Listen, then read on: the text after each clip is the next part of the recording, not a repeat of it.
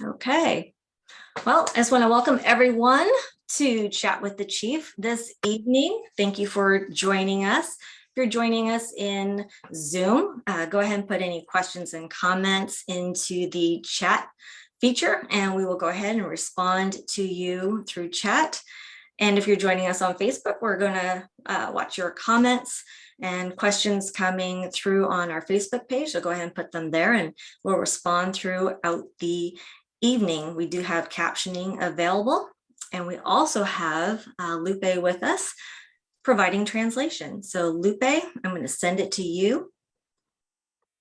Buenas tardes a todos. Bienvenidos al chateo con el jefe de policía y nuestro invitado John Pita, que viene de la iglesia de Discovery. Si tiene alguna pregunta, por favor, use la función de chat para poner sus preguntas y nosotros con gusto le contestamos sus preguntas. Muchísimas gracias. Okay, Chief, I think I will turn it over to you. Thank you. And thank you, Jill, for being here. And welcome back, Lupe. We missed you last week or 2 weeks ago. I talked a while back about, changing it up and not always having a host, kind of introducing people. Maybe you got to meet Deputy Chief Kilgore. You got to meet Deputy Chief Aaron Johnson at one point. But, I reached back in the past and thought it was important to bring back one of our great hosts who we've had before, John Pita. He's tough on me.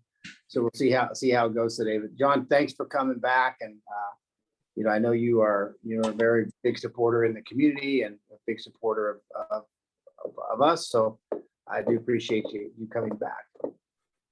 Yeah. Hey, thank you for having me, Chief. It kind of felt like, like when you have a first time date and like you think it goes well and then they never call you back. Wow. Okay, that's an interesting. I'm just kidding. Thank you for having me. No, you've I think this is maybe your third or maybe even fourth time hosting. So I always appreciate it. I did want to clarify. Last week during the chat, I was trying to keep up with emails that were coming through the Chief's chat email, and we had a couple that came through. I think we talked about most of them. And one of them is a comment, and in all transparency, I'm not afraid to read the comments that come here. Last week I introduced Deputy Chief Kilgore, and as he told you his experience and his past and how his path here, and we're really happy to have him here, and he's doing a great job. A comment that was stated was that Kilgore was brought in because I am on the hot seat over the homeless encampment, and it's always good to have a backup plan when you're about to get fired.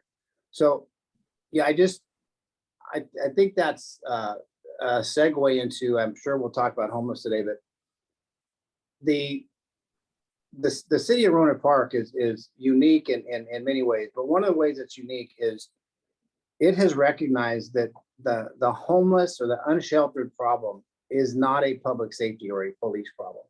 And for years when we were dealing with it, everybody called the police, right? Because they didn't know who else to call. So those calls came to us, and everybody looked to the police to address the homeless. So I will say that although I may be on the hot seat for a lot of things, I am not on the hot seat over the homeless, because our city has come together as a city to address the problem. And the great thing about it is we have the homeless task force, which is made up of individuals from all the departments in the city, and we don't point fingers at whose fault it is or who's not doing what. We actually work really well together to try to solve it. So I just wanted to address the comment that no, Deputy Chief Kilgore was not brought in because I am on the hot seat over homeless, and I'm in danger of getting fired because of it. Deputy Chief was brought in because we had a deputy chief retire, and we had a position that needed to be filled, and we went outside, we opened it up, and we looked for a very good candidate, and he tested very well and proved that he should have that position. And he is leading the law enforcement side of the house while Deputy Chief Aaron Johnson is leading the fireside now. So just wanted to clear that up. So people know that I'm not, if you write me an email that it may not be, that may be pointed or directed, I'm not afraid to address it and share it. And I value your opinions. So one, thank you for writing that in, but at least I was able to get that out. So John, what you got for me now? You got any questions? I mean, apparently I didn't call you back, after the first date. So I figure you must have some tough questions for me. No, I have none, and I actually don't see any coming in yet. So, yeah. Well, maybe we can talk about Sunday and what's going on. So many of you who attend, a faith-based organization, this Sunday will hopefully have the opportunity to meet officers who you may or may not know attend your congregation. Nationally, this weekend is called Faith in Blue, and this is a grassroots effort that got started back in the East Coast, mainly some of our more violent communities back in Chicago and New York, and law enforcement and the faith-based community started coming together and said, we really need to get a hold on this violence, this crime that's taking place. But you can't do it alone, and we can't do it alone. So maybe we can get together and do it. And so they came up with this idea of Faith in Blue, and what it is, it's an opportunity to try to start connecting law enforcement more with our communities. And one of the things that was said, and some of the literature that I've been getting from Cal Chiefs and International Association of Police Chiefs, is there are about 150 million people who attend a church on any given weekend, and there are about 350,000 churches nationwide. That's probably a low estimate, but that's what they're figuring. And so what better way for law enforcement to get to meet a lot of the community that is represented in those churches, in neighborhoods, than to celebrate a weekend. So this coming weekend is called Faith in Blue, and I think I know you're participating in it. You'll be showing probably a video, and hopefully we're trying to get our officers who are working and able to go and meet people. And what are your thoughts on that? Yeah, I believe that you are participating. I didn't get the word because you missed the meeting today. Right. Yeah. So I think we're participating. I believe Adam Peacock had reached out. And so, yeah, I think it's a great opportunity just for faith community, and then law enforcement to, just to connect. It's great. I think anytime that law enforcement, that we can connect with law enforcement, right? I think it helps to understand people more, right? To understand that like law enforcement, they're human beings, right? Just like pastors or clergy, this idea, like once you meet someone, it's like, oh, they're just like me. They're human, And so I appreciate that. That's one thing I appreciate about getting to connect with you and your team, is it took like the mystery out of everything, which is good. Yeah, for years, and I've agreed with people who talk about the divide in the past between law enforcement and the community, right? We were looked upon as just law enforcement, and I think that we allowed that to happen a lot. We took this stance of it's like when you talk to a law enforcement officer and you say, oh yeah, how long does it take, where do you live, and you find out they live in another city, right? And you start talking to them. Oh, why do you live there? Well, I can't live in the city I work in. Say, well, why can't you? And they would say, well, I can't, I don't want to go to the grocery store and run into someone I arrested, in the vegetable aisle, right? And it's this thing of, well, because I've got this job, I'm not ever going to be looked at as just just a human being, And one of my responses to those officers, when I talk to an officer like that is, if you are fearful of running into someone who you have contacted with or arrested or issued a citation to, you're running into them at the store or whatever, it makes me wonder, like, how poorly did you treat them when during that contact, that you would be afraid to run into them later, right? And now this is a conversation I've had in the past, right? Now I haven't had that conversation here. I'm amazed at how many of our officers do live locally and actually grew up in the city and then wanted to work in the city that they grew up in. But that was kind of a sentiment, years ago in law enforcement, and it's changing. But the only way it's going to change is we have to help make that change. We can't just expect people to get this new perception of us. Right? We have to change how we're doing things and what we're doing, and which is why it's so important for us to be out in the community as much as we can, and give people an opportunity to see us in a different environment or a different phase. I think I talked about a school a week program that we're doing, where we are going to a different school in Rohnert Park every Wednesday and spending about an hour and 15 minutes having lunch with the kids. And the conversations that we have with some of those kids are amazing, because you sit down across the table and talk to them while they're eating, and you tell them that that you're like, I'll say, yep, I'm a husband and I'm a dad. I have a daughter, and she goes to school, and on the weekends I mow the yard. I wear my t-shirts, and then all of a sudden, Right.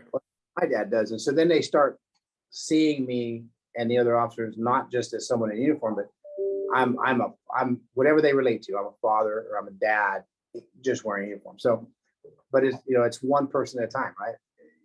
You're gonna make that change one person at a time. Yep. Yeah. Well, I appreciate that. So, do you want to move on from that, or? Yeah. Okay. You're the boss. I'm the host. That's right. So on Facebook, we have some people that were mentioning the encampment.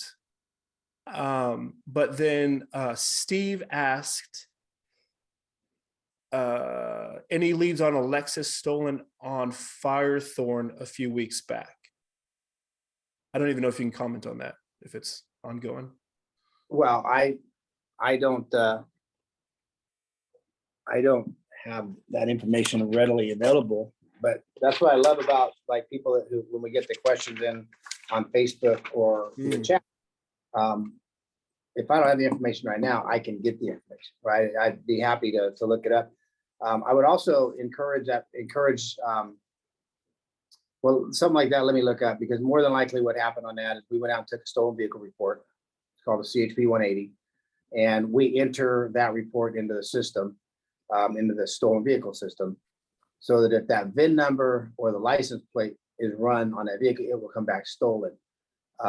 Unless there were leads, unless someone says, I think my cousin Jimmy stole it, or I think, Johnny down the street stole it, there wouldn't be any follow-up. It goes into the system, and, we just wait until it pops up somewhere, oftentimes another jurisdiction.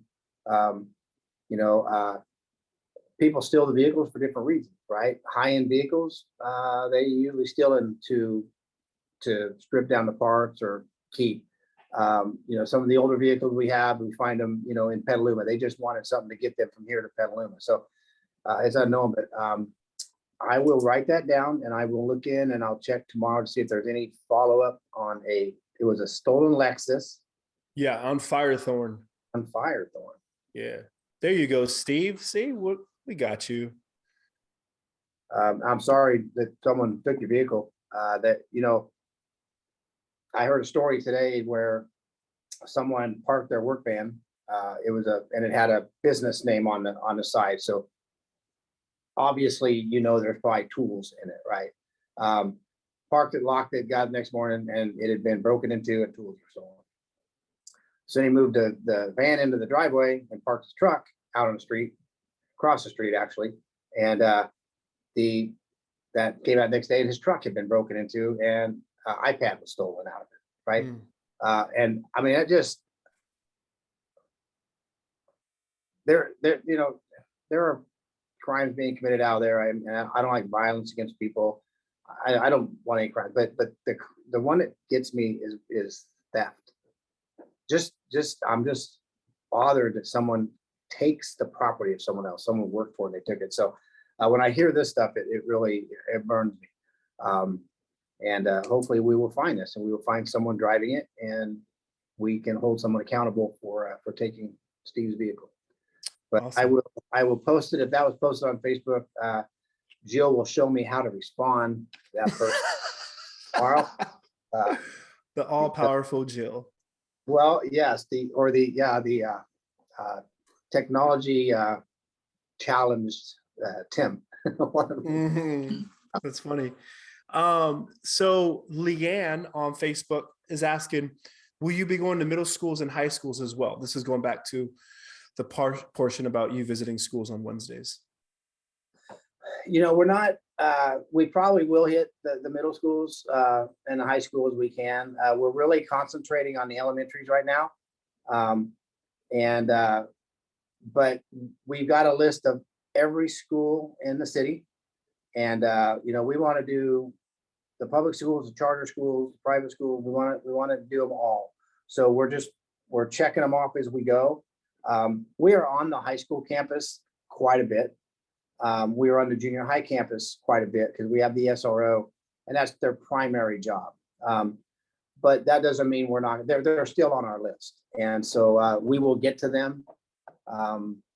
And then I know tomorrow is I think they're celebrating, or not tomorrow, Thursday, I think there's a volleyball game, and they're celebrating Breast Cancer Awareness Month. And we're gonna try to take a crew over there and just support the team as they play the volleyball game. So yeah, we definitely want to we'll include the high school and junior highs.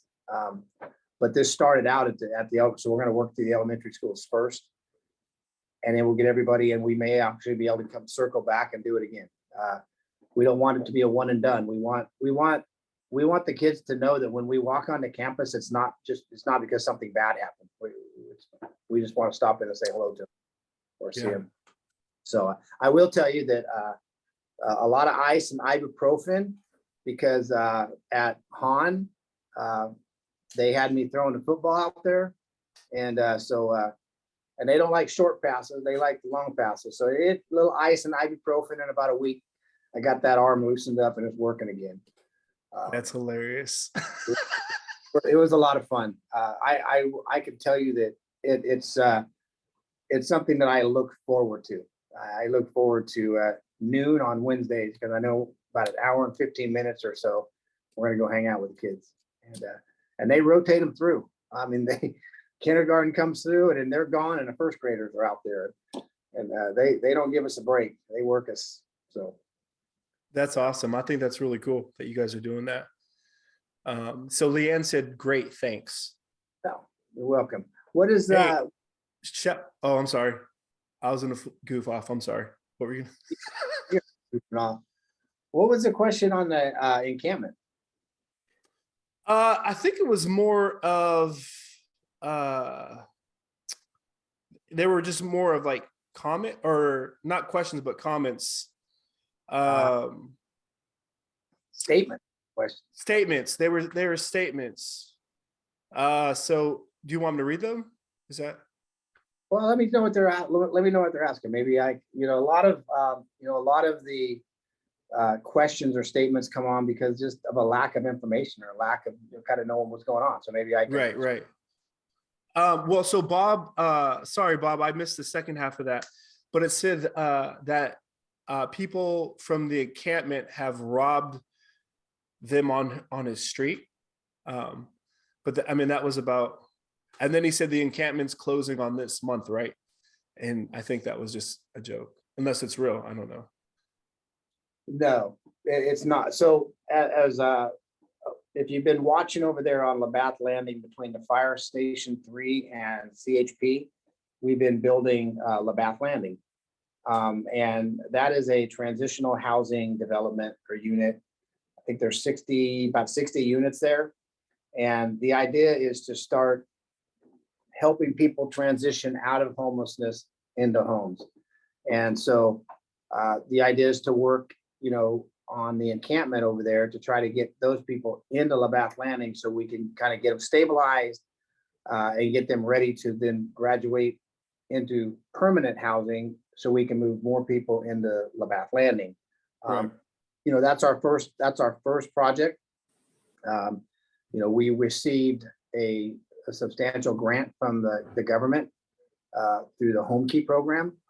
And that's how we were able to build this. And I know we're looking at other ways and other housing that we can do.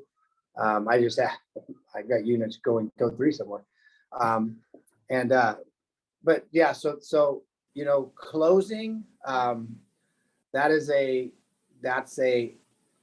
term that I think at some point that is a longer term goal. We have about 100 and little over 100 people over there right now. We technically have about 60 places, so we will be able to make a significant impact over there, but we're not going to be able to clear it completely because we don't currently have beds for the other people who are there. Right. We're trying to, and the idea is to at some point be able to clear that encampment completely and shut it down. But we don't know when that's going to be because the Boise decision still requires us to be able to offer shelter before we can move somebody. And then because of the encampment, we're dealing with a lot of criminal behavior in and around the encampment, over in the plaza, that's across the street. Those businesses, they are feeling the impact of it. There's a direct access to the Walmart and Home Depot area over there, the hotels over there, and so they start feeling the impact of it. So when I talked earlier about the fact that it's not public safety's job to solve homelessness, right? But it is public safety's job to address some of the issues that they are causing. And right now we have a cops team here, and it's our community-oriented problem-solving team. It's a dedicated sergeant and 2 officers right now. When fully staffed, it's a dedicated sergeant and 3 officers, but we're at 1 and 2. And when we first started dealing with that encampment over there, I said, hey, I can give you the cops. The cops can support 20 hours a week, homeless. You get 20 hours a week from them because they got other stuff I really want them to work on. But the homeless moves into so many other areas. It moves into, narcotics issues. It moves into prostitution issues. There's a lot of stuff that the cops team really is coming in and there's been 40 hours a week minimally on dealing with the unhoused. That's not including our patrol officers and the number of calls that we get. So, public safety is definitely not, we're just saying we can't solve the homeless problem because that problem has to be solved with homes, rooms, beds to sleep in. And we're not solving that problem, but we are addressing the criminal actions and the criminal activities that we're seeing out there. We're working with the DA's office to try to figure out how do we start getting prosecution, right? We understand that you can't prosecute every $5 shoplift, right? But what if we package them up and we send you 5 on the same person, or we send you 5 nuisance calls on the same person? So we're working with them to try to figure out how to do that.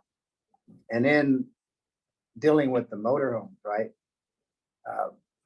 Trying to figure out how to, because Boise, those are people's homes. They're living in them. That's their home. We can't just go tow them out from under them. So, we try to work with 72 hours, getting them moved and stuff. But so public safety is dealing with this on a daily basis. Every day we are dealing with homelessness or something tied to homelessness. And we're dealing with it at every rank in this department. Every rank. homes. So. Okay. So a couple great questions. Steve is asking, will Labath have specific requirements to who gets in or to be able to get in to that? And would you know that?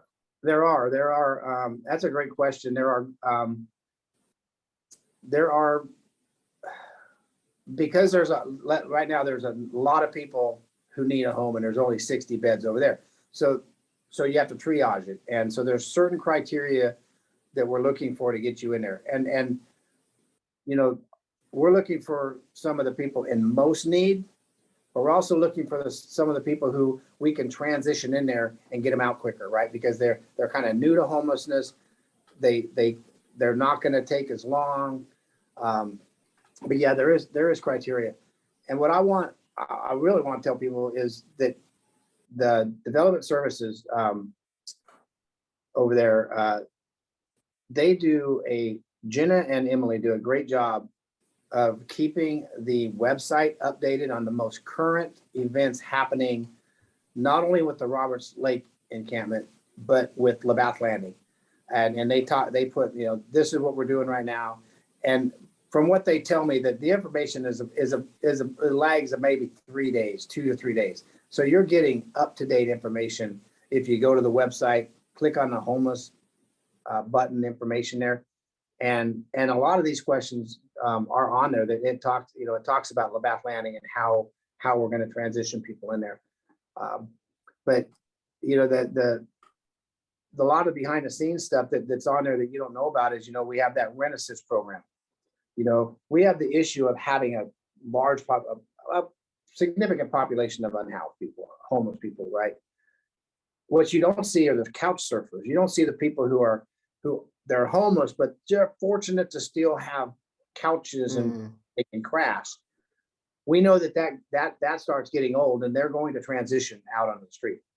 We also have people who are about to lose their place because they can no longer afford the rent because, you know, gas is $6.48 a gallon. And, you know, I went to the grocery store last night. I couldn't believe what chicken cost, right? I mean, inflation goes up, your salary doesn't. And so we've got people on the verge. And so we've got the rental assistance program. The city actually uses to help keep people in their houses, right? Because we know that it's going to cost more in the long run if they become homeless, right? Because then all the resources and stuff to help them. So there's a lot more programs out there than people know about. And I think if people went on and read that and kind of familiarize yourself with what the city has, they might think, wow, I could actually help there, or I could do something. You know, we have the shared room, you know, and this is for people who, you know, live in a large house and they've got they have space available, or they got an ADU. And so we try to match them up with people who are currently homeless, but would be a good match, but get people off the street. So there's other ways for the community to do their part to help. But go to the website and look. It's a vibrant website that's maintained on a consistent basis.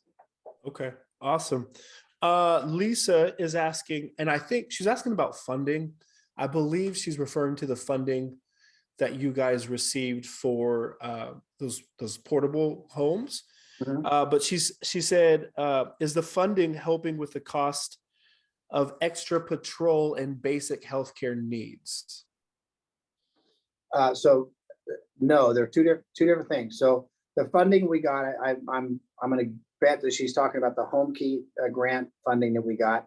I want to say it's right around 14.2 million to build the Bath Landing, and that doesn't cover all the costs.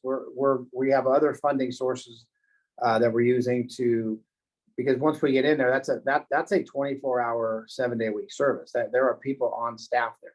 We're not just putting people in there and walking away. There's going to be full-time staff working with and on scene, right? And so there's also outside funding coming to help with that. And the county's helping with that also because the county understands it's a countywide program. Problem we got to support too. So we have a lot of funding sources to help with that. The funding for extra patrol, the council just last week approved $30,000 in additional overtime to help fund the officer overtime that it's going to take to assist in maintaining Roberts Lake Road encampment, especially during the move and when we get there. Also to help give some extra patrol around some of the businesses and some of the areas most affected. That is coming, that is city funded money, that is general fund money. So that's two different things, but the home key is for Labatt Landing. That's how we're putting that place together. If you haven't seen it, they're putting the portables are in, I mean, they're starting to be in place and the grand opening is coming very soon. Yeah, they look really nice. Yep. So Ronald is asking, would it be possible for Rohnert Park Police Department to occasionally drive through Mountain Shadows apartment lot at night? There's been a few encounters such as homeless jumping over the fence to the pool area and other incidents. It is absolutely, and that's why I'm glad we have this venue so people can, let us know. And, if you don't have to wait for the chat to ask, and you can call dispatch anytime and say, hey, can we get some extra patrol through here? I will make sure I will pass this on before I leave tonight to the swing shift sergeant and the graveyard sergeant and make sure that we're getting patrols driving through there during the evening. Absolutely. It's so in the perfect world, I always tell the officers in the perfect world, I would expect you to hit every street in your beat at least once. You should go down every street in your beat, right? That's the perfect world. The calls for service gets tied up on arrests, right?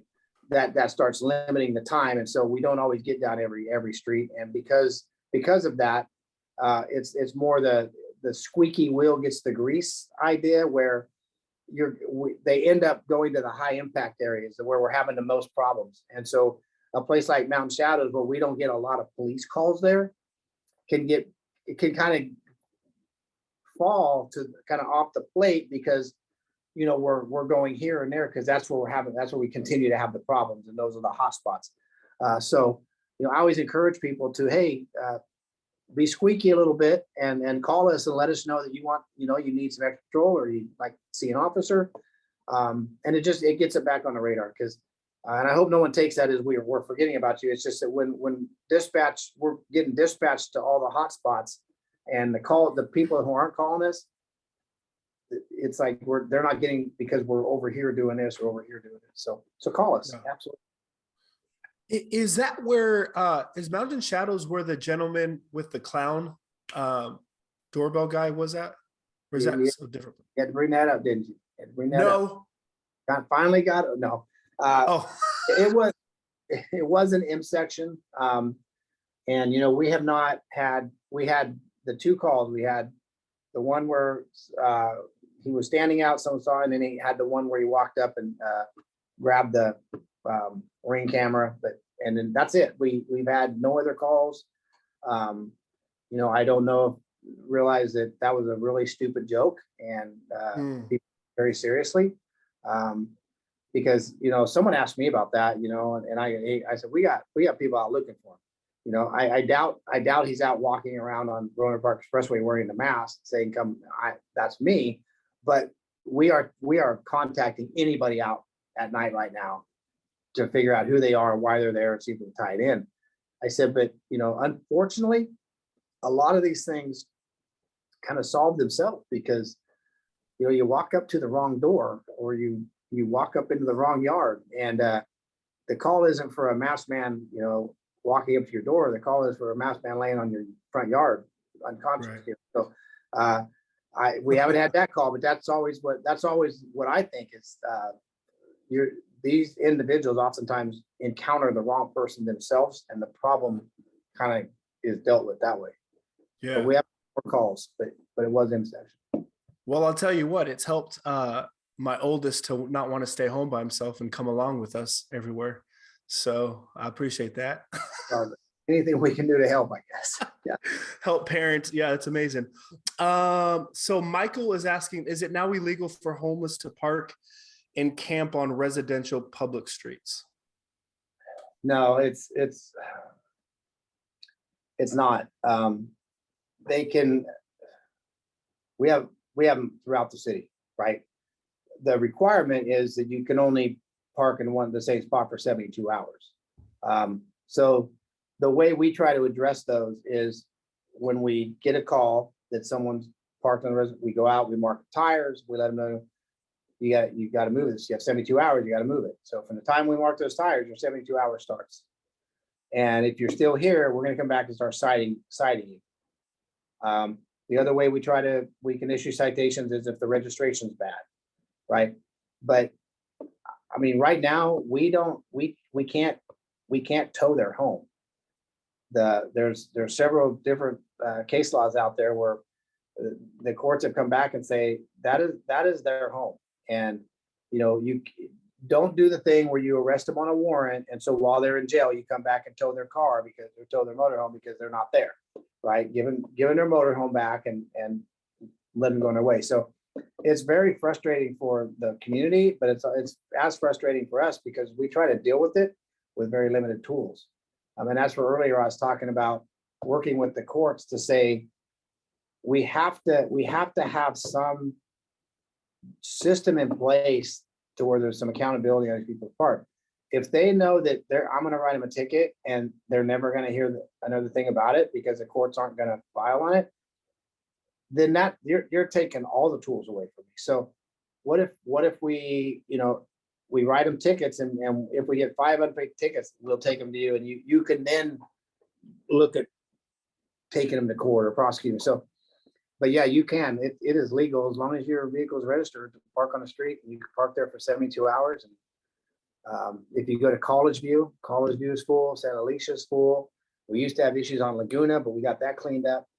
But we constantly try to move them along, but they know they can park there, and they know two things. One, that we don't really have anyone in this area unless it's an emergency who will tow a motorhome, because motorhomes take up a lot of space on the lots, and they usually don't get picked up because the person can't afford to get them back out of storage, and then they have to be destroyed. So it's a very expensive process for a tow company, and for every motorhome they can run 5 or 6 cars to that same spot and make money on it. So trying to find someone to tow the motorhome is difficult unless I can show it's a hazmat issue or fire issue or something. But then just to get to the place where I could tow it is almost impossible when it's someone's house. So, yeah. But Okay. Here's what I encourage people to do though. If I was to leave right now and go and drive down his street, this gentleman's street, and I saw a motorhome there, I would have no idea how long it's been there, right? So we need you to call and say, hey, there's a motorhome across the street. It's been there for a couple of days. Can you come out and tag it? And that goes to our CSOs. They'll go out and tag it, and then we can start the 72 hours. But I got to have that starting point, right? Because like I said, if I'm driving down the street, I don't know if that person just pulled in or whether they've been there for 4 days. So that's where the community can help us, and then in the long run help themselves by just giving us the call and letting us know, because you don't want that in your neighborhood. Because if I guarantee they get set up, a lot of times then we start seeing bicycles missing from garages and stuff missing from front porches, and right. So we want to move people along. We want to give them sleep in their motorhome, but not change the complexion or the nature of the neighborhood. Yeah, that's good to know that we should report it if we see something. Yeah. Christina said that there are a lot of cars parked on the street where it's no parking for cleaning. And so what is she said specifically Camino Colegio. Yeah. You're shaking your head like you heard the complaints. I've heard the concern. I have concern. So apparently there's not been enforcement of this in years and years. And so it just so happened that about 3 weeks ago, I reached out to the Public Works Department because I was driving down Country Club. And there's some areas right there that have some street sweepers. And I come that way to work every day. And I was like, I could see the street sweeper had gone around the cars. And so I called Public Works and said, hey, do we have a list of all the streets in Rohnert Park that have those signs that say no parking on Tuesday from this time to this time, or no parking on Thursday, whatever it is? Like, do we have a master list for Rohnert Park that shows where those are, what times, what days? And what I'd like to do is I definitely want to kick that program up again, where we start getting enforcement. I've got my second community service officer on board, and the third one's coming on. So we are almost fully staffed again with our individuals who are assigned to parking, right? That's one of their duties, is parking. And it's a great time to kick it off.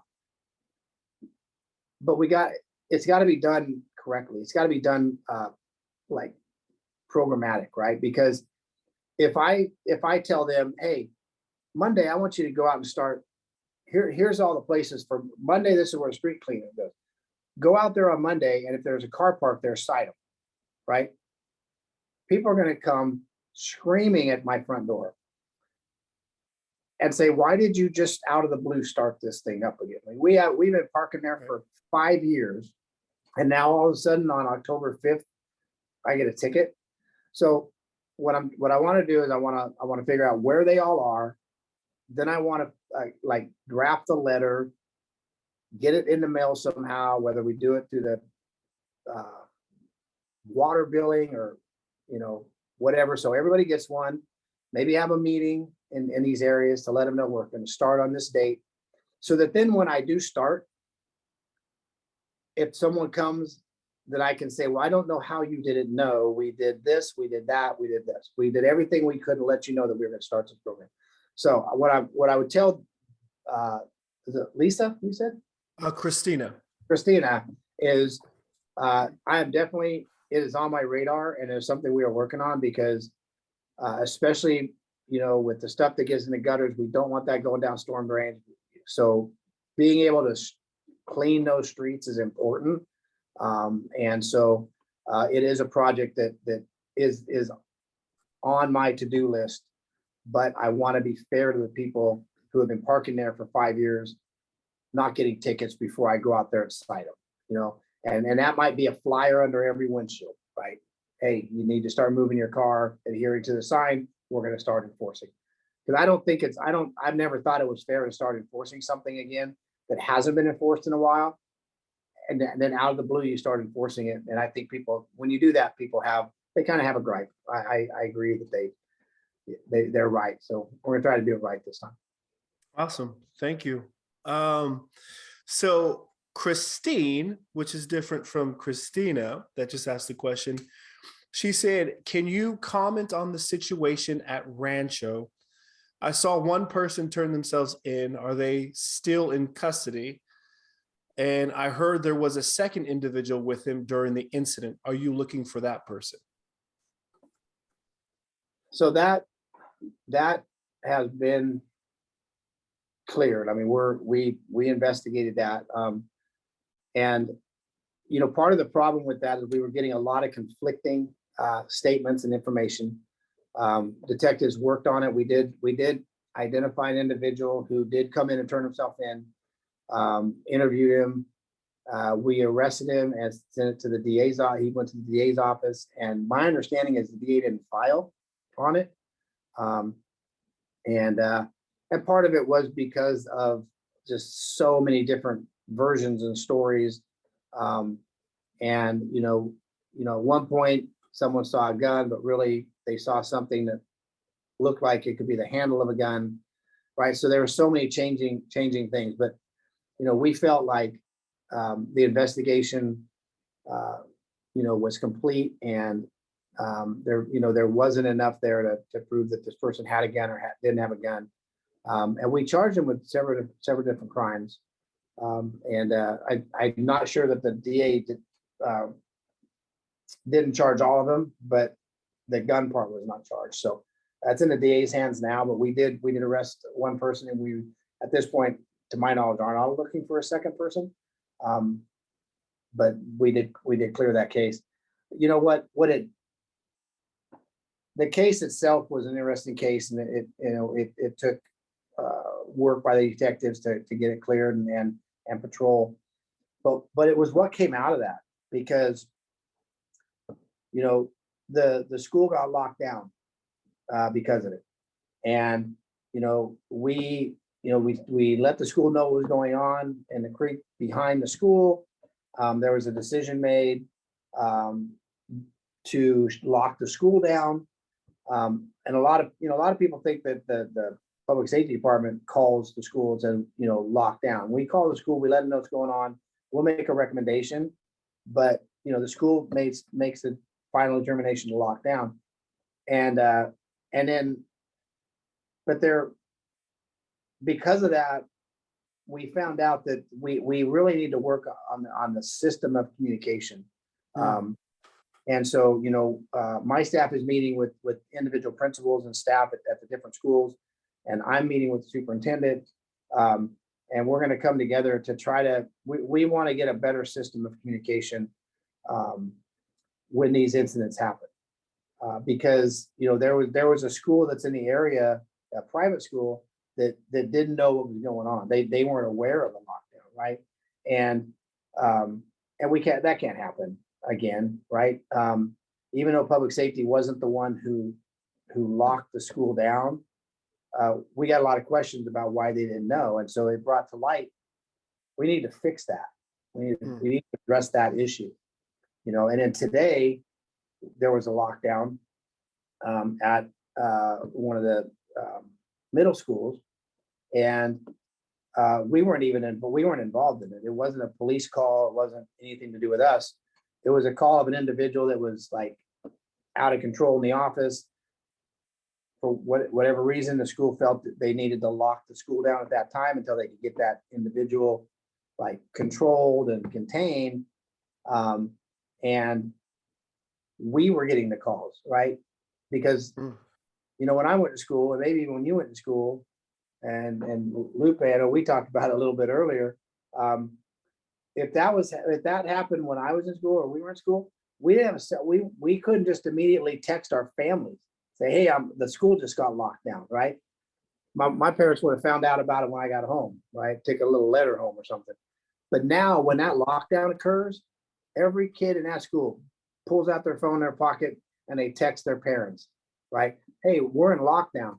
Well, your parent is, 15 miles away at work. They get a text from their kid said, we're in lockdown. What's the immediate thought? School shooter, active shooter. I mean, right. They're not locking the school down to feed them cake. They're locking the school down. Something's happening. And the parent doesn't know what's happening.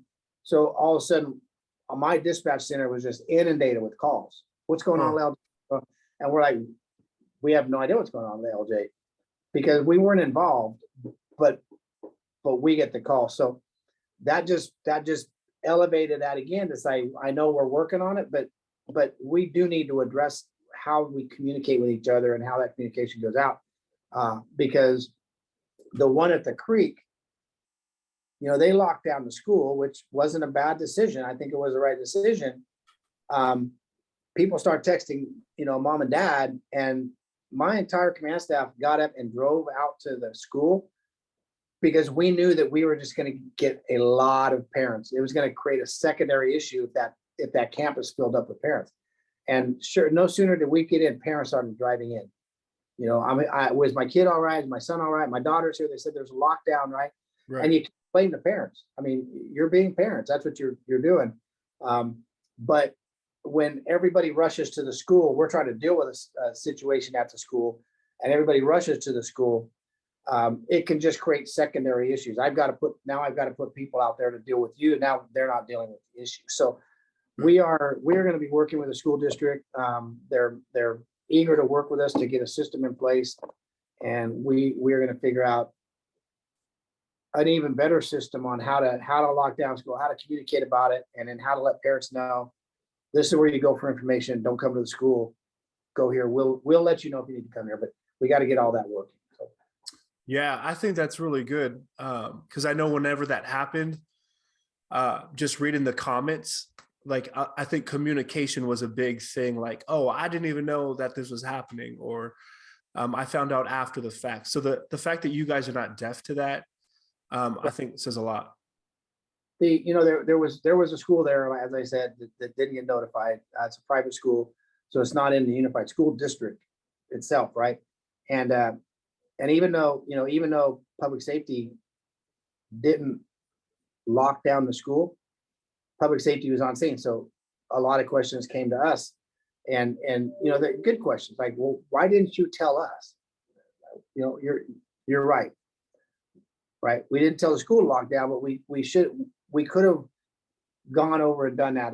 I would take the personnel done it, but you're right. You should have known, and we're going to figure out a way. But I will tell you that for the next 3 or 4 days, I received a lot of suggestive emails on how I should have done my job on that one. And I chalked it up to, if I was a parent, I would be upset too. And these parents absolutely have a right to say, hey, we should have been notified. And I could take the venting. So I'm glad that they had a place to do it. But it really solidified the fact that we want to fix this. We definitely want to get a system in place that works for everyone. Because when, if knock on wood, it never happens, but if something major does happen, that system that we put in place is going to really help us deal with a situation, and it's going to help the parents deal with it, and their students. Yeah, that's good. Long answers for short questions, I know. No, yeah, that's awesome. So we have people talking about raceways on Camino Colegio, Laguna, and Labatt and Southwest Boulevard. So Southwest, I got the other day from someone, and I passed that on to our traffic people. And then Laguna, that's not surprising because that's kind of out there. And Camino Colegio, I drive down Camino Colegio every day, so they're getting some. I know they're getting. Maybe it's you that's speeding. It's not. I guarantee they get a little bit extra patrol because I come here in the morning, I go back for lunch, I come here and I go back, so they're getting a level extra. But I'll pass those on. We like to hear from people so we know where to direct our patrols and our traffic. So real quick, I do have someone from here, and you might add a Chris too. I got a Chris. What's being done to support the local businesses impacted by the homeless encampment at Roberts Lake? They have been impacted by crime in their parking lots and increased costs with security, theft, cleanups of drug stuff. Yes. So we are in constant contact. I actually met with the owners, Mary's, Bear Republic, the hotel. We have meetings constantly with Honey Badger, with the businesses over there. I am meeting with the 3 owners in person. We're going to do some staff training. We are very aware of what they're dealing with, and we are trying to put different things in place. We're doing some stuff with vehicles. We're doing some stuff with plainclothes people. We're trying to get in there as much as possible to support them. And then we've talked to them about, maybe some stuff they can do to help fortify their businesses and make it harder for them to get in there. One of the other things that we're looking at doing is putting security over at the encampment, which we believe will help greatly because then we'll have a direct liaison with our officers and the security over there. So those are some of the things that we're doing to help those businesses. Believe me, That's awesome. We know what's going on over there. Awesome. So I think we're coming close to time, but Christina said that now they're popping up. Here we go. Sorry, I didn't see that other question that you just They read. came So Chief's chat. You're not oh, privy. okay. Yeah, that you don't have access to that. I don't have access to that one. Christina said that she's walking, when she walks her dogs past an apartment complex, she walks a little bit on the grass and the complex manager is like harassing her and taking pictures of her. And so she's wondering if she should come in to an officer to report that harassment. I probably need a little bit more like about what, so if she's in a public place, which if she's out in public walking her dog, Mhm. she has no right to not have her picture taken. It's kind of creepy that the person would do that. But I mean, she certainly can come in and we could, talk to the manager, find out what's going on there. But is there, and is that Christine or Christina? Christina Kempf. Christina, if you want to email me at the Chiefs chat at rpcity.org and give me a little bit more information, so we're not doing it here. I, at least if I kind of understood more what the harassment was, I definitely could determine the course of action that we can take on that. So Chiefs chat at rpcity.org or tmattos@rpcity.org. And I'd be glad to hear what's going on a little more in depth so we can come up with a plan. Yeah, that's awesome. Victoria, yeah, this happens. She's asking, or she said this is very helpful. Is this a weekly thing? The chat with the chief. It's every first and third Tuesday. Okay. Yeah, because the council meetings are second and fourth. So if you come on this every first and third Tuesday and you go to council meetings every second and fourth, you will know everything that's happening in our community. But yeah.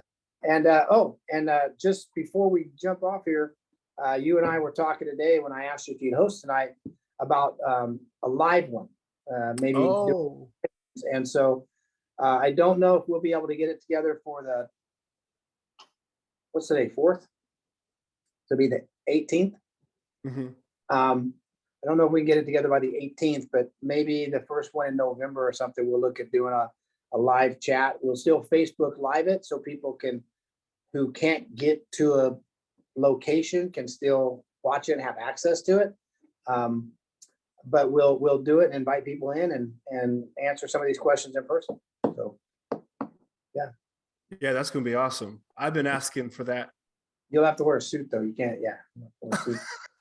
And comb my hair. I'm sorry. So yeah, everyone's just saying thank you. Thank you. Yeah, that's awesome.